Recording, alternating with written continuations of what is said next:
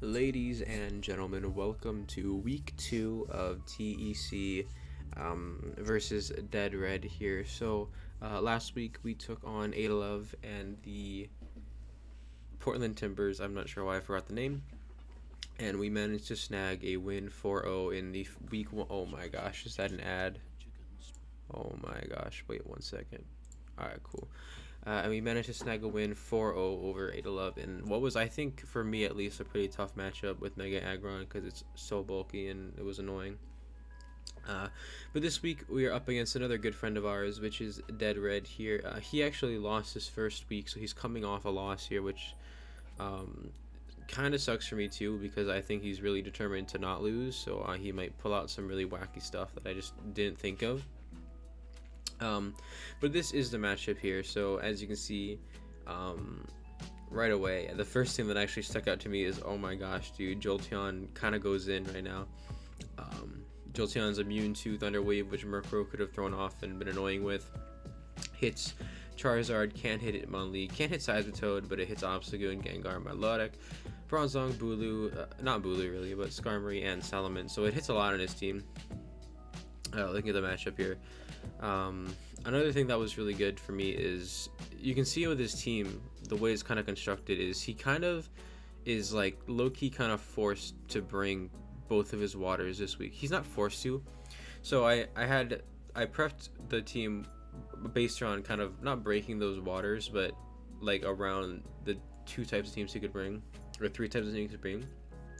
Because I saw either just Toad coming, just Milo coming, or I saw him bringing both. I thought they were all realistic except for actually didn't think just Toad would be coming. I think that he was forced to bring Milotic because from his perspective, Milotic is the only thing that, or Milotic and Bulu are the only things that keep Zygarde in control, and Lycanroc to an extent, but Lycanroc kind of gets checked by Skarmory big.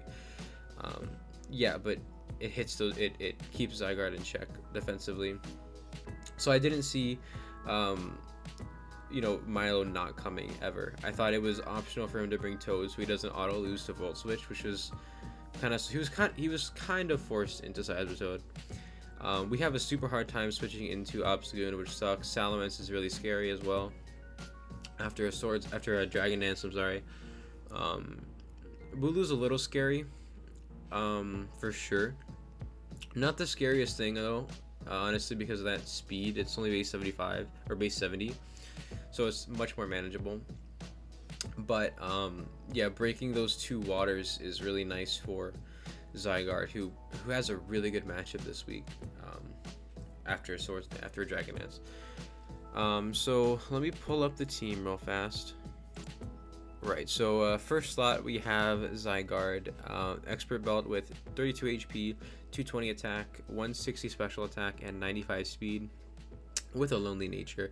That 95 speed allows us to outspeed Adamant, max speed Tapu Bulu, Sledge Wave with 160, and the Expert Belt ensures the OHKO. Dragon Dance, Breaking Swipe, and Thousand Arrows kind of go in against his team as long as he's not Intimidate. I picked Breaking Swipe because I didn't want to be locked into Outrage, and because Outrage was iffy if he wanted to. It was just bad. I didn't like being locked into Outrage this game. D-Dance, pretty self-explanatory. After I get rid of Milotic and Seismitoad, this guy kind of goes in. Like, there's nothing that can stop him after a Dragon Dance as soon as Seismitoad and Milo are gone. Yeah, so Arrows, Breaking Swipe, Sledge Wave, Dragon Dance. Next was a set I wasn't too sure about, but we have Heavy Duty Boots, Intimidate, Incineroar here with Bulk Up, Parting Shot. This is a suggestion by JK actually, which you'll see what happens in the game, but Flare Blitz and Knockoff do an incredible amount of damage to his team. Red has one of the more knockoff weak teams in the league, so I decided to take advantage of that. That speed outpaces, what does that outpace? I think that outpaces, I don't know what that outpaces, it outpaces something. 244 attack ensures, I believe, an OHKO on the, it ensures an OHKO on something. I built the team sort of earlier in the week and there's been a lot going on. It's mainly here to help break Bulu, and the Skarmory is mainly its job here because Bulu is kind of a big deal.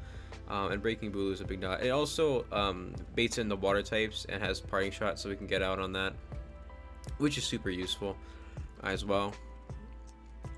Third slot was Mega Mawile, Thunder Punch, Knockoff, Sword Stance, Sucker Punch. 252 speed allows me to outrun Milotic with 0 investment.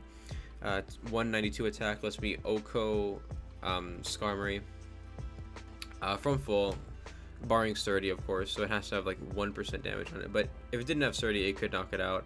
Knockoff because Red's team is really weak to knockoff. Sucker because Sucker's good. And then, oh, one thing I forgot to mention in the analysis is that Gengar was super scary. Specifically, Specs is scary, but that could be cornered and caught with Sucker Punch. I have Sucker Punch on 2 mons this week. But actually, I was really worried about some sort of subset with Icy Wind. So sub Icy Wind, Shadow Ball, whatever, was really scary. But yeah, this is the set for Mawile. Next is Physically Defensive Manabuzz. I don't like bringing the same set 2 weeks in a row, but it was kind of mandatory because we have a really hard time switching into Obstagoon, and I needed something that can take a dark hit. So we have Physically Defensive Mandibuzz here with Heavy Duty Boots, Foul Play, Whirlwind, Roost, U-Turn. Foul Play makes it a roll to kill. Actually, +1 Megaments or plus +1 Salamence can't kill us with any one hit. So Foul Play actually gives us a really good roll to ensure the kill on that, and if not, we have a bunch of priority we can follow up on. But yeah, U-turn is also because it supports our next member. If it can U-turn out on the Obstagoon, get a little bit chip, it will actually ensure the kill from Hitmontop Mach Punch, which is really nice. Hitmontop here is Assault Vest. Its sole job is to check Gengar this game. Triple Axle, Rapid Spin, Mach Punch, Sucker Punch. Axel is for the subset, Sucker is for the spec set. Axel doesn't do too much, but it does break sub, which is really useful, and always gets reliable damage, which is nice. AV it's just max careful AV, just to tank as many special hits as it can. And then finally we have the culprit Specs Jolteon with Thunderbolt, Volt Switch, Toxic, Shadow Ball. These 3 attacks pretty much tear up his entire team, aside from Bulu and Toad, who really hate being toxic. 220 speed outspeeds Gengar and below, which is his fastest mon on Scarfed. Modest 252 is there to do as much damage as possible, and the rest is just thrown into HB. So getting into the battle, right? So as you can see here, he brings his Salamence, the Skarmory, the Tapu Bulu, the actually the first thing I noticed. So I was really nervous, right? So I put my stuff in, and I was like, okay, well Gengar is here. And there's no Gengar on my screen for some reason. Gengar didn't come, which was like a huge godsend, because Gengar was a massive threat. If they're like, depending on the set, it was huge. So Gengar doesn't come, so I'm like, okay, cool. So Hitmontop's not useless this game, but he's definitely more expandable. The only thing he's kind of bringing to the table is the Mach Punch for the Obstagoon, and I'm thinking, okay, well that means I can get to play around with my Hitmontop a little bit more. So I'm looking at the team and I see, okay, he brought the double water, he brought the Bulu, he brought everything I expected, he brought everything I expected. I was just thinking that he would try to fit Gengar on there somewhere. I don't think Skarmory was too good of a play because I have really 4 attackers. I didn't think he'd bring Skarmory, honestly, because I have 4 mons I brought that pretty much beat Skarmory. After +1, Jolteon just beats it outright. Zygarde 2-hit kills with the move. Mawile kills it, and Incineroar kills it. And then on the other 2 just get momentum off of it, and Dreidel doesn't do too much, but he's kind of there. So I'm going to start without the music because I'm good at this. So I lead Oi. So I lead Incineroar on his Seismitoad, and I think, okay, well, I could knock off here, but it's not really worth it, so I'm just gonna go ahead and Parting Shot. But he reveals that he's not only faster but toxic, so I'm assuming, okay, well, he's outspeeding my he's outspeeding my Mandibuzz, so that's what I play towards. I send the Animal here. He's too afraid of being knocked off, so I make the read. I go for a Swords Dance here. Now something's getting hit big, right? So Thunder Punch brings this guy down to Sturdy. and he gets off a body press. He could have gotten rocks up there, which would have been more useful, I guess, but whatever. He could read into Seismitoad, so I just knock off here and take its leftovers and ensure the kill. I risked the Rocky Helmet chip, but I really did not want Toad in there. Or I could have knocked off the Bulu's item, but Obstagoon comes in here. I go hard into Mandibuzz on the Obstruct as he gets his burn popped, and I go ahead and click U-turn on the Milotic. This is a good play by Red Eye. He's just trying to get his items, his double burn orb off. So I go into Jolteon here, and now everything's kind of getting hit big. He needs Bulu, so he's like, okay, well, Seismitoad is pretty obvious here, so I go ahead and click Toxic. Either way, Bulu or Toad is coming in. He cannot risk losing Milotic. It's way too early. So this thing's not poisoned, which is awesome for Jolteon because it's awesome for Jolteon because poison is going to, or toxic is eventually going to get rid of him, right? And this Seismitoad is going to be forced in a little bit. It's going to be forced in every once in a while. But then he goes ahead and reveals that it's offensive Rain Dance with Life Orb. So he scalds, and because we are, of course, you know, Assault Vest, it doesn't do a ton of damage, and we go ahead and just click Triple Axle. Do quite a bit of damage here. So he comes back down. He goes into Milotic here, as I just click Triple Axle again, or Sucker Punch, actually. Here, I'm kind of afraid to let anything get burned. Here, my thought process was, I can't really switch anything. I can't risk switching anything because he has the Obstagoon and the Salamence here, so I need Mandibuzz at full health to take on at least one of them. Most likely, yeah, I just need Obstagoon to take in one of them. Jolteon's taking like 50% from Scald and Rain, and getting burned really sucks for me because then he can kind of pivot around, and that would just really be annoying. Incineroar would die straight up, and it's still useful against Bulu, and it's kind of useful against Salamence depending on his set, or if I can catch it on the switch or something or other. Mainly he's just here for the Bulu, and he also baits in the Toad and the Milotic again for Jolteon. So I'm like, okay, well, I want to keep that. The only thing that's expendable here, because Gengar is not here, is the Hitmontop. So I just go ahead and I click Mach Punch a few turns, hoping to get it down right below 70. 70% is where Volt Switch can OHKO, so I'm fine clicking Volt Switch because this will die to Toxic on the next turn. So I bring it down to 60. He's going to just go ahead and heal up, which is totally fine. At this point, Drado's kind of not useless, but you know. But now the rain's gone, so Mach Punch comes in here, and he reveals Flip Turn. Yeah, so he Flip Turns out, which is cool for me, actually, because this thing being in was really annoying. Salamence comes in here, and I'm not trying to risk him critting Stone Edge or something, so I just stay in and click Triple Axle, or I didn't want him setting up as well. Triple Axle would have done enough for me to put him in Sucker Punch range, which was awesome. So this guy comes out here, and there was my thought process was, instead of going hard into Mandibuzz, it was to, because he revealed Dragon Claw, I was very doubtful he'd be Dragon Claw and Outrage. So I figured, okay, well, and because he was Moxie, I was worried he might be not banded. He might be scarfed.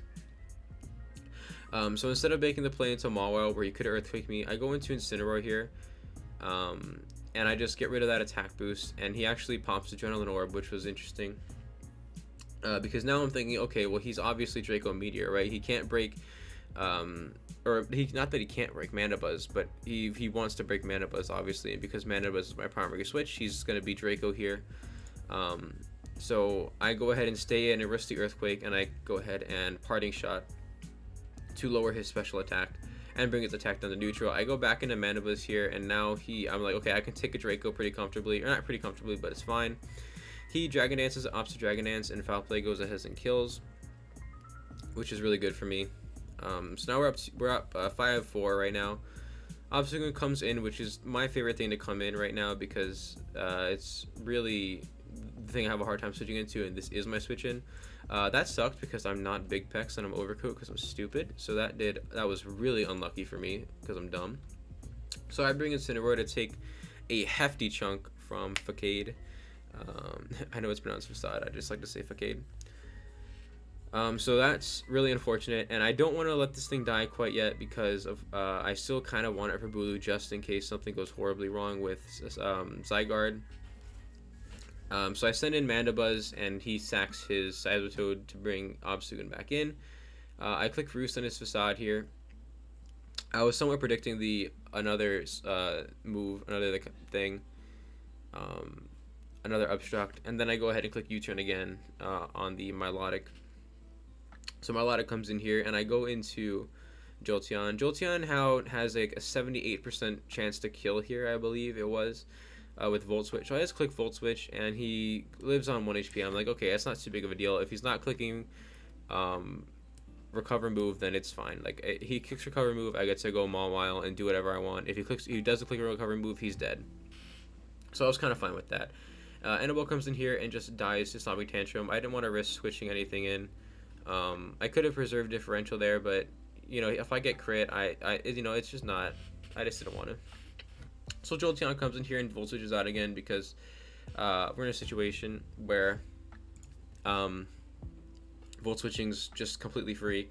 If Bulu comes in here, I get to go Incineroar and knock off, or just straight up, because this is so low, I just get to click Flare Blitz, right? And claim a kill. So I go ahead and click Jolteon, and I Volt Switch out. Milotic dies, and I'm gonna send in Zygarde to bait in his Tapu Bulu. Obstagoon can't kill right now, and if this is a Banded Zygarde, it could come close to killing, I believe. Or it can kill with 2 extreme speed, so I think he's worried about that. So I do this to force him into his Bulu, which he thinks can comfortably take a hit, but of course it gets hit by the Sludge Wave and OHKOs it. Which is really cool. I'm really glad it OHKO'd. Now I'm kind of afraid of a crit from on Mandibuzz for no reason at all, so I just like casually sack this thing. I go ahead and I click 1,000 Arrows. If I had extreme speed for real, that would have been really nice, but I don't, of course. So I let this thing drop. I could have saved it. It could have been a 4-0, but I honestly do not really care about differential at all, honestly. I know you should, but yeah, if you win, I'd rather go 12-0, or I'd rather go 8-0 with like a plus 12 differential than 6-2 with a plus 30 differential. I don't know. I just don't really care about it too much, but definitely not the optimal play there.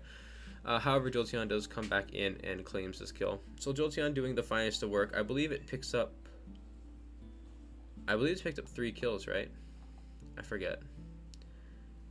I can check on the document. 1 second. Yes, Jolteon did pick up 3 kills indeed. I just checked on the document. So yeah, GG's to Red. Good game. That was a scary team you had there. That Gengar and that Obstagoon really scared me in prep. But yeah, for now, that is going to be it from me. Goodbye, God bless, and have a great day.